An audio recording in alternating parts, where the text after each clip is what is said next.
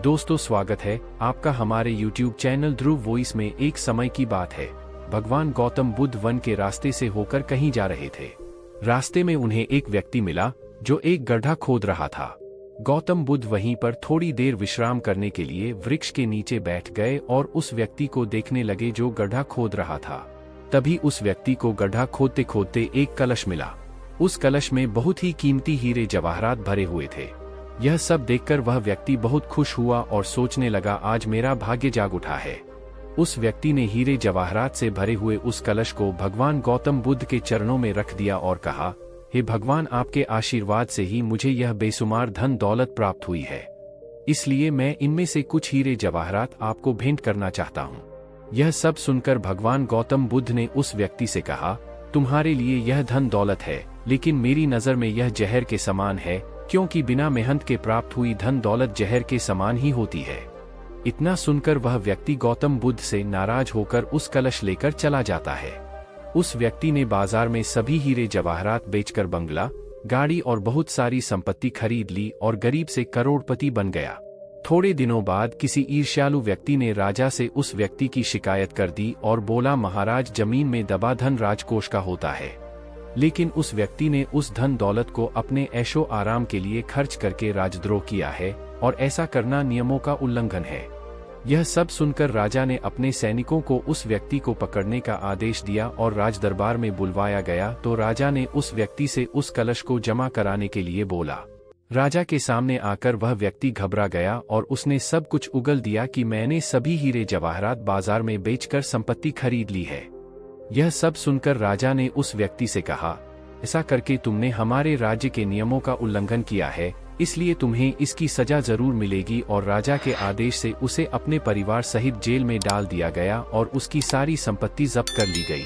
काफी दिनों बाद वह राजा जेल में कैदियों के निरीक्षण के लिए गया। तभी उस व्यक्ति ने राजा से अपनी सजा माफ करने के लिए आग्रह किया और कहा, महाराज, जब मुझे वह कलश जमीन में गड्ढा खोदते समय मिला तो भगवान गौतम बुद्ध वहीं पर मौजूद थे।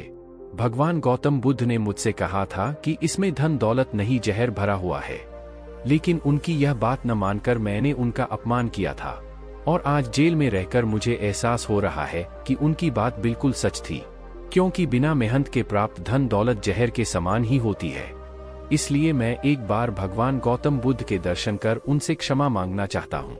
उस राजा ने भगवान बुद्ध को ससम्मान अपने राज्य में आमंत्रित किया और जेल से निकालकर उस व्यक्ति को भगवान बुद्ध के पास लाया गया। उस व्यक्ति ने भगवान बुद्ध के चरणों में बैठकर क्षमा मांगी तथा कहा, भगवान, आपकी बात बिल्कुल सत्य थी, क्योंकि कलश में सही में जहर भरा हुआ था, जिसने कारण मुझे अपने परिवार सहित जेल जाना पड़ा। भगवान गौतम बुद्ध के आदेश से राजा ने उस व्यक्ति को जेल से रिहा कर दिया। इसके बाद उस व्यक्ति ने उसी दिन से मेहनत से प्राप्त धन से अपना जीवन यापन शुरू कर दिया। सीख। दोस्तों, इस कहानी से हमें यह सीख मिलती है कि बिना मेहनत के हासिल हुआ धन हमें कभी खुशी नहीं दे सकता है, क्योंकि बिना परिश्रम के प्राप्त हुआ धन विष के समान होता है। परिश्रम से प्राप्त किया हुआ धन हमारे खून पसीने का धन होता है और उसकी कीमत हमें पता होती है, इसलिए हम उस धन को सोच समझकर खर्च करते हैं।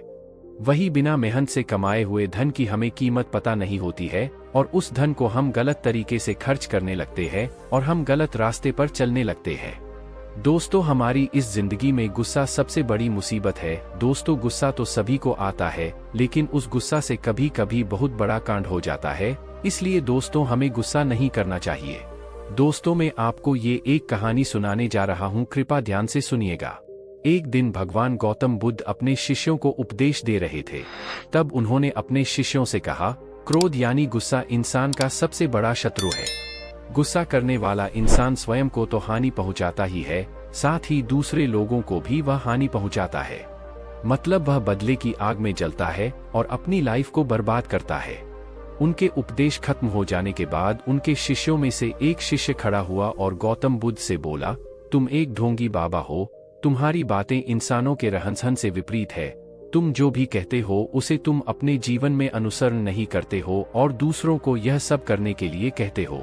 जब उनका वह शिष्य गौतम बुद्ध को उल्टी सीधी बातें कह रहा था तो गौतम बुद्ध ने उसे कोई प्रतिक्रिया नहीं दी और वे शांत बैठे रहे। लेकिन ऐसे में वह शिष्य और भी ज्यादा क्रोधित हो गया और क्रोध में आकर उसने भगवान गौतम बुद्ध के मुंह पर थूक दिया। शिष्य की इस हरकत के बाद भी भगवान गौतम बुद्ध क्रोधित नहीं हुए और सिर्फ शांत बैठे रहे। उन्होंने अपने चेहरे से थूक को पोंछा और वही चुपचाप बैठ गए। यह सब देखकर वह शिष्य गुस्से में ही उस जगह को छोड़कर अपने घर चला गया। जब दूसरे दिन वह शिष्य अपने घर पहुंचा, तब तक उसका गुस्सा शांत हो चुका था।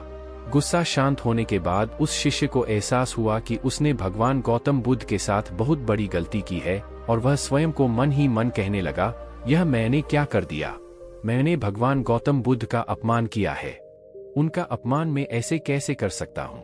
मैंने बहुत बड़ी गलती कर दी। मुझे जाकर उनसे माफी मांगनी होगी। यह कहकर वह तुरंत ही भगवान गौतम बुद्ध से मिलने के लिए निकल गया, लेकिन महात्मा गौतम बुद्ध उस स्थान पर नहीं थे। ऐसे में वह शिष्य जगह जगह भटककर गौतम बुद्ध को खोजने लगा।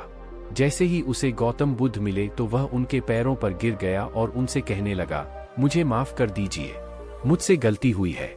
मैंने आपका अपमान किया है। मैंने यह बहुत बड़ा पाप किया है। यह सब देखकर गौतम बुद्ध ने उससे कहा, शांत हो जाओ, क्या बात है मुझे बताओ, और तुम कौन हो?